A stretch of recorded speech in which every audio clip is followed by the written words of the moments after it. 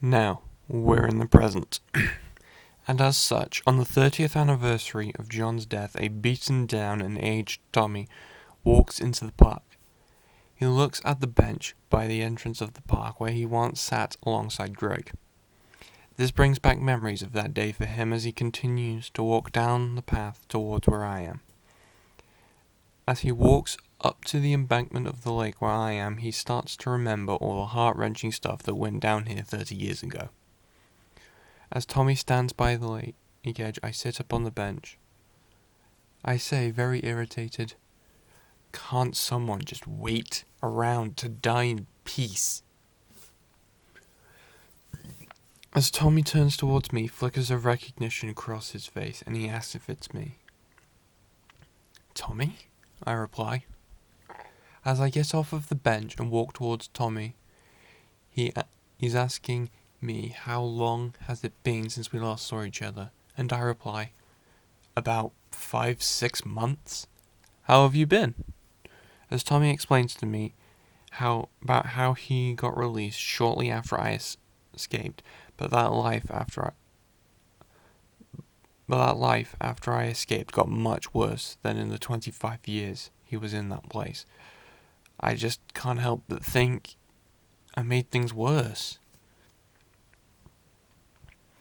I am so sorry. I didn't mean to make things more difficult for you, I say apologetically. As I turn around to walk back towards the bench, Tommy asks me where I'm going. I turn back around to face Tommy so I can answer his question. I reply, "I've given up. I've spent years convinced that I'm being chased by something. It took me being kidnapped, thrown into a mental hospital, and escaping that hellhole to make me realize that it was all just in my head. And now I just want to leave and never come back." From Tommy's tone of voice, he just wants to tell me that I don't mean that. And I reply, "How would you know? You're just some random person I met in a mental hospital." As I walk back over to the bench, my chest starts hurting in small pulses. I catch my chest as I collapse onto the bench. Tommy notices that I'm in pain, and he runs over to me. As Tommy busies himself checking my pulse and trying to do CPR on me, I feel my life fading away. As everything fades to white around me, I feel myself waking up. But everything around me is still white. As I get to my feet, I notice I am in some kind of boundless white void. As I say, astonished, "Oh, this is a new one. Where the hell am I?" Suddenly, a sinister voice that sounds almost exactly like mine comes from behind me. This is Evil Lenny, and he says, "Well, it's not hell, but it'll have to do." I quickly turn around to see an exact double of myself standing opposite me, but with a sinisterly evil smirk on his face. I ask, "Who are you?" And he replies, "Well, I'm you, but better, more improved, less voices running around inside my head." I ask, "How do you look like me?" And he replies, very irritated, but also kind of evilly, "We just went over this. I'm you. Every single being in the universe has a light side and a dark side. They just do. The light and the dark need each other to survive.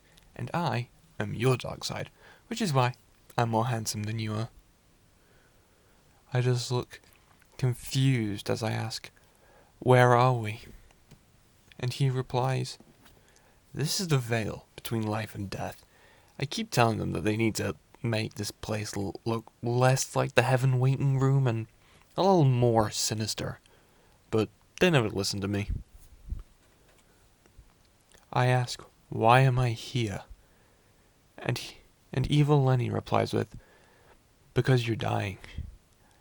You are laying on a bench, dying of a heart attack." So of course I have to reply with, "So why are you here?"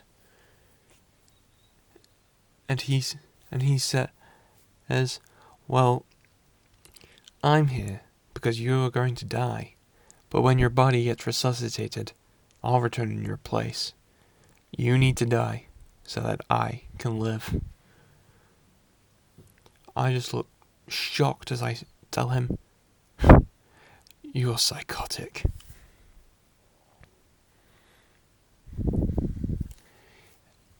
And he says, "I'm you, dumbass. So if you think about it, you're the psychotic one. I mean, you are dying on a bench and imagining a conversation with your evil twin." "This isn't happening," I exclaim. As the evil me says, "Well, it would be easy to convince yourself that this isn't real, but you have a history of mental illness. You've been running your whole life, and now you're going to die knowing you are well and truly crazy." The evil me raises his hand, and I suddenly feel like every cell in my body is on fire. You must be using some kind of force push, because this power doesn't seem natural. "I'm not going to give up," I say, trying to fight back against the pain that's being inflicted upon me. And evil Lenny replies with, "I really don't care, just die already so I can get some fresh air." I feel myself collapsing to the floor as the evil me starts dancing and singing. "I've got a golden ticket. Now I've had the time of my life, and owe it all to you." He just stands over me as he says in Japanese, "Otamashi no wa korekara da." Just quick pause. In English, that phrase, "Otamashi no wa korekara da," means "the fun has just begun." Alright, now back to the bad guy monologue. "I suppose I still have a little time before you die to torture you a bit." I yell at him, "You're an asshole." He just looks at me with the evil me just looks at me with an expression of, "That's true." I manage to get to my feet, pushing the evil me away as I do so. "Why won't you just die?" he exclaims. And I reply with, "Because I think it's time I start fighting to live." The evil me just starts laughing. "You want to start living? If only you had gotten help from the beginning, none of this would be even be happening. Events are unfolding and you need me in the driver's seat in order to survive."